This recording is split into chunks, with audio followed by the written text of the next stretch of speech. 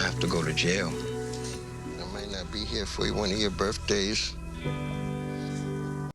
God bring you back here? We wish for you. Of course. In the morning when the sun starts to rise, so mama don't stress your mind.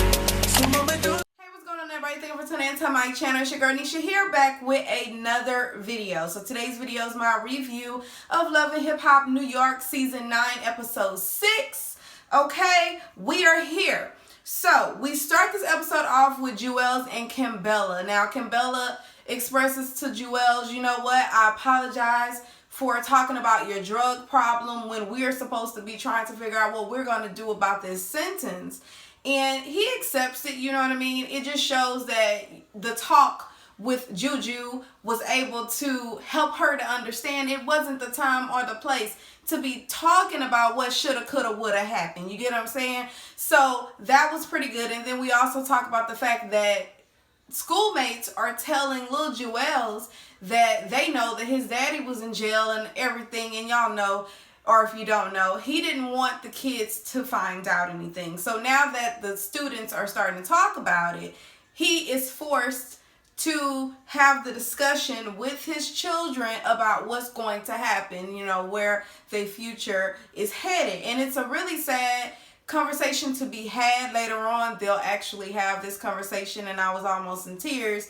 But it's just something that had to happen. It's unfortunate, but we live and we learn from our mistakes. All right, y'all. So now Joe Budden goes to visit Mama Budden. You know what I mean? Miss Faye sitting down having a conversation with her child about everything that's going on with him and Cyn. And, you know, he opens up with his mom and he's like, you know, we're having issues right now. Basically, I want to give her the ring, but I can't give her the ring if she's acting crazy before I even get to that point. You know, that would be crazy of me to, I always use the damn word crazy, but that would be crazy of me to proceed with giving her a ring if she's acting out the way she is right now before I even get to that step. And he also expresses that the issue is sex. You know what I mean? Not that I want to have sex with her and she doesn't want to have sex with me, but actually vice versa. And the reason is not because I'm not attracted to her. It's because I'm just busy. And while I fully understand that Joe is busy and he's trying to, you know, make a living for his family and everything, I also have to understand where Cyn is coming from. She wants that intimacy with her boyfriend or baby daddy at this point. You know, she wants to, actually fiance, because he actually has proposed to her. But she wants that, and in a relationship, it's about both. It's about, you know, coming to some sort of compromise, and it seems like they're actually going to get that compromise, like I said, because he actually proposed to her. You know, let me just say this. I don't think it's that he doesn't want to have sex with Cyn. I think that he's very attracted to her. It's just that he is so focused on other things. I've even read stuff that they're saying he used her to get the baby. I really don't think that's the case. I think that he is really busy and he's driven right now, and he's just not focused on that. Maybe when he was younger he would have been, but not right now. Nya Lee meets up with Rich Dollas, and we're talking about DJ Self and how she shouldn't burn her bridges because she never knows who she's gonna need one day. She feels like he hasn't had her back, and she needs somebody to have her back in this industry that's dominated by males, and, you know, all that spiel. You know, she's been talking about this the whole time. And I agree with what Nya Lee says to a certain extent. Yes, it is a male-dominated industry. However, I feel like you are still putting your full faith and trust into somebody else, and you need to make it happen for yourself. You know, her whole argument about this whole DJ Self thing is that he didn't open doors for her, he didn't give her opportunities, and he. And it's like, girl, you need to start busting doors down, kick them down, boo, get in there and do what you got to do and to make your way. You don't want to end up one of these bitter rappers that never made it. NIEs. But I'm just saying, it's, you know, you just got to do what you have to do because you know it is a male-dominated area. I mean, look, Nicki Minaj was able to do it. Cardi B is doing it. So it can be done is all I'm saying. So I'm just happy that Rich Dollas talked to her and basically told her, look, don't burn your bridges though, because you never know who you're going to need. But in the meantime, he says, you know what, I can't introduce you to some contacts, but I want you to do something for me. And then she's like, what you want me to do? And then he's like, look, Sydney Star's a little rough around the edges. I want you to help her be and look like a rapper. Can you do that for me? And she's like, okay, Rich, okay, whatever. Well, you know, he's like, well, I'm glad you said that because she's actually on her way in. She's just getting out the Uber. So then she comes in. Basically, what happens is they hash it out. Sydney Star says, you know, I'm sorry for the way that I came at you. Maybe I was a little bit disrespectful. And then your girl, Nya Lee, was like, look, I can be aggressive at times, and I'm sorry, you know, we could have actually been the best of friends. And then he's like, wait, what? Y'all gonna be besties now? And so basically, he's happy because they were able to work it out because, you know, their first meeting wasn't the best. All right, y'all, real quick, we pan over to Cyn. She's at the house with the baby. She just basically tells us that she's very depressed, and she has been like this for some time. Joey doesn't understand her. He's always working. And that's pretty much that. You know, that's all that happens there. You know, there's a lot of people in my comment section and other people's comment sections that feel a way about Cyn. Some people feel like she's using this as an excuse to act the way she always acts. And then other people are saying, no, like this is really her suffering postpartum depression. Because I don't want to be insensitive to what she's going through, but I also don't want to be blinded by her just being foolish, you know what I mean? Mariah Lynn meets with, she's sitting there with her sister, her 2-year-old sister, and then Jonathan comes and we have the conversation. She has residential custody over her sister, and it's because her mom is incarcerated right now. And it's so cute because her sister comes up as she's getting ready to cry. She's talking about everything that's going on. Her sister comes up and says, you're okay? You're okay? I swear I love kids, y'all. I swear I do.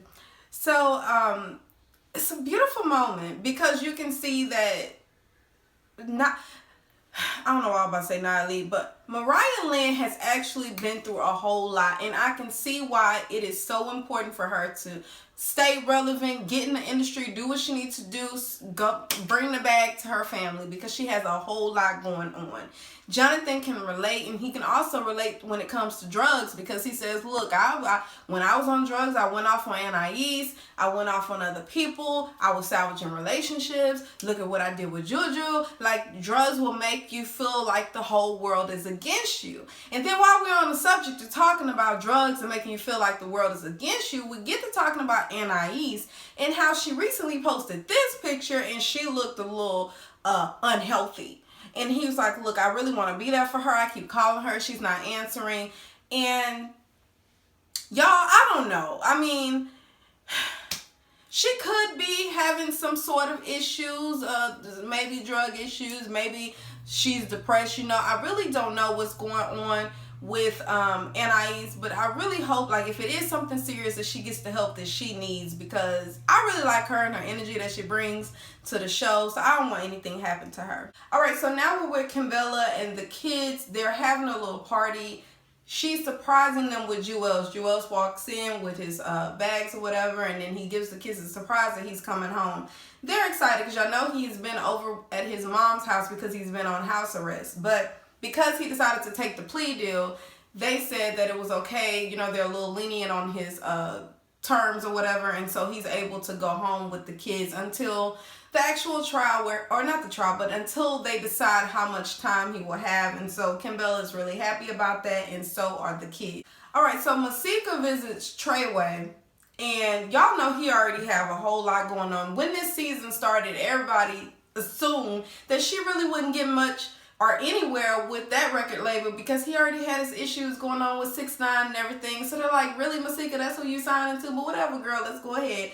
So anyway, she meets with him and she's a little pissed because she's like, look, I've been with you. You haven't really produced anything for me. I have a baby. I'm trying to get things done with the career. Like, what's going on? You're not paying any attention to me. And so he's looking at her like, you know what? You just need to be patient. You're a new artist and all this stuff that's going on now. Y'all know he got a lot on his plate. He can't really make any promises right now, so I was shocked that he didn't just allow her ass to get out of the contract, but he didn't allow her to stay. He just basically said, look, can you do me this favor? can you not release anything on SoundCloud without getting my permission? And she's like, nope, I'm going to release whatever the hell I want to, because I'm not going to just sit here stagnant while you do, you know, you're fighting your cases and you're doing this with 6ix9ine and everything. And so it's just a real interesting scene. Now we're in the studio with Jaquay and Rich Dollas, and they're meeting up with Sydney Star, and the purpose is for her to go ahead and show me what you've been working on. Girl, I gave you 1 week to come up with a bum verse, and I just want to see what you've been working on. Like where we at? So Rich Dollas is excited. You know, this is, you know, she did hunt him down for 3 years. And he's like, okay, let me see what she got, you know. She gets in the studio, and I can't remember the song. I think it was I'ma Go All the Way, or I'ma Ball All the Way, or something like that. It had a little melody to it. It was good when Jaquay was singing the hook.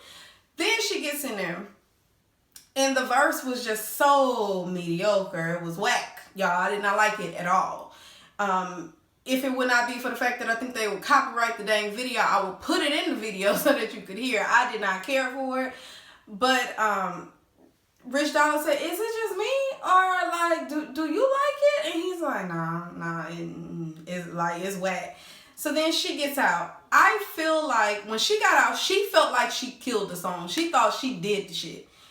He quickly put her ass back in her place and was like, no, this was whack. You wasted my time. Like, this has been 3 years. You've been trying to get my attention. I give you my attention and you're not ready. Like, you're not ready. And I feel like that's why they say you have to stay ready to keep from getting ready. You were trying to get this moment for 3 years, and this guy finally gave you the chance, and for you to come in here and give him this mediocre rap that my child could have came up with, you could have did a little bit better. And honestly, I feel like she's still intimidated by the way that the world will receive her, so that's why she's not giving her all and she's not trying her best. But to be completely 100 with y'all, when I first did the review, when she was in that restaurant and when she was rapping or whatever, I told y'all she was doing too damn much, and I told y'all I did not like how her style was. But I'm just saying, you know, Rich Dollas wanted to give her a chance, I guess because she was different and because she was so persistent. But chat, listen, Rich Dollas was not here for it that day. He put her on her place so much, so much to where later on she meets up with Nya Lee, and they just have the conversation and gets really emotional for Sydney Star. Well, hell, the studio session was emotional for her. She started crying. But this even more, because she opens up about the fact that she was bullied and how they would tell her she has no place here on earth. And, you know, people can be so damn mean, you know. But then she also says how she's been hiding something. And the thing that she's been hiding is that she has not made her full transition, meaning she still has her PETA down there. And to make matters worse, whenever she's having sexual relations, she doesn't always disclose that information to her partner, which is really bad because she feels like, you know, she could lose her life because she's not being honest with these people.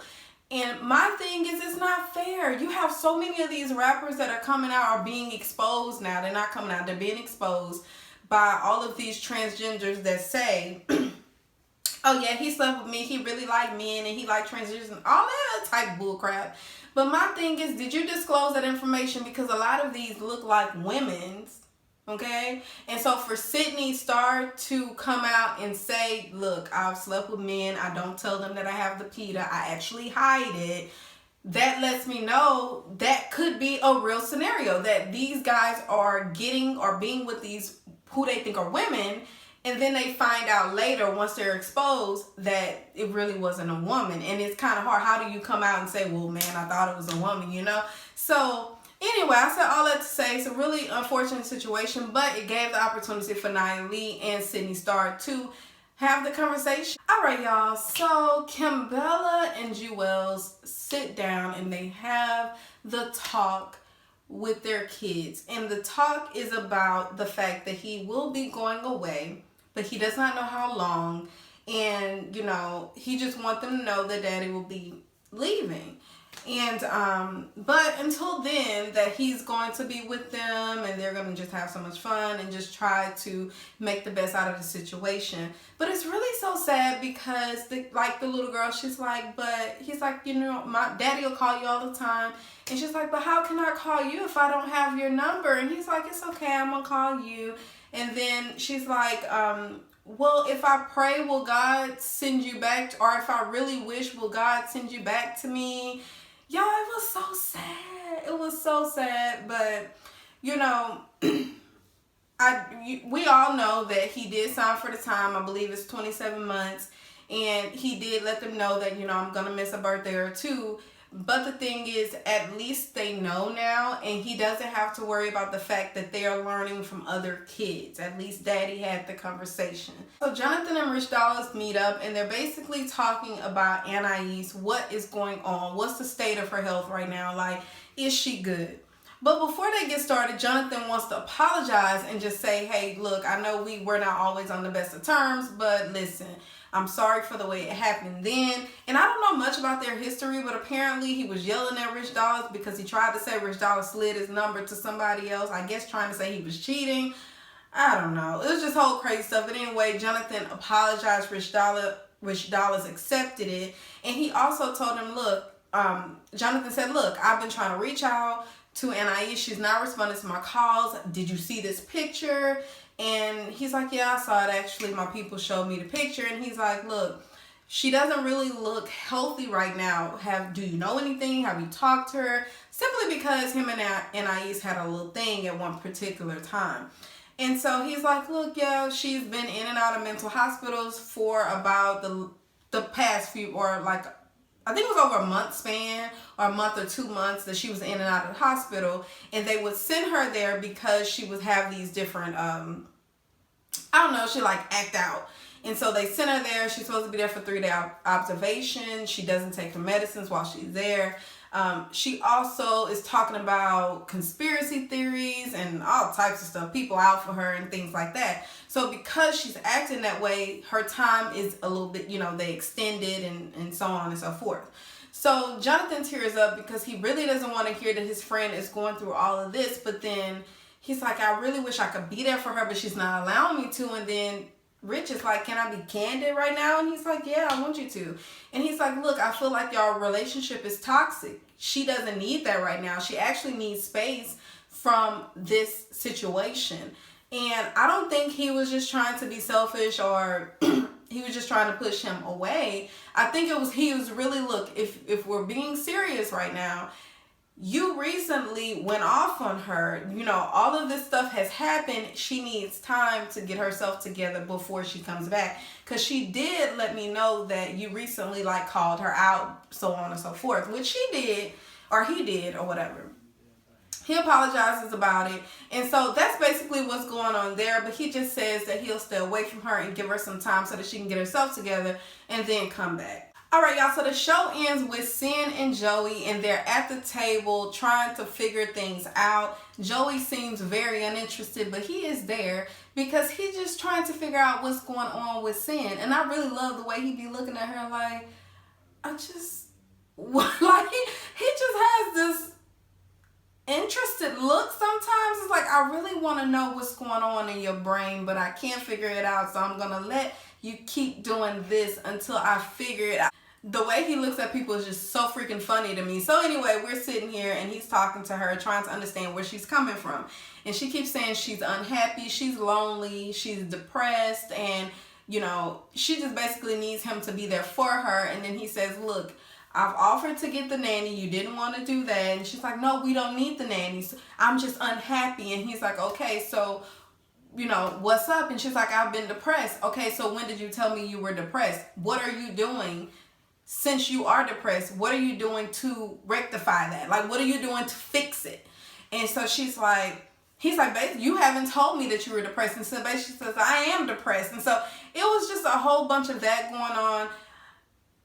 Honestly, y'all, and that's basically how the show ends. And he basically said that we could break up if we needed to, because he's more concerned with her mental well-being than of trying to salvage that relationship. All right, y'all, that's it for today. Go ahead and get into the comments down below. Let me know what you thought about this episode. Do you think Joe is wrong for the way that he's handling the situation? What do you think about Sydney's, what's her name, Star? Sydney Star. What do you think about that? Do you think she's wrong for not disclosing the fact that she have a Peter down there? Oh, y'all, that was a little bit too much for me. But go ahead and get into the comments. Let me know. And yeah, low key and maybe high key. I been peeped that you like.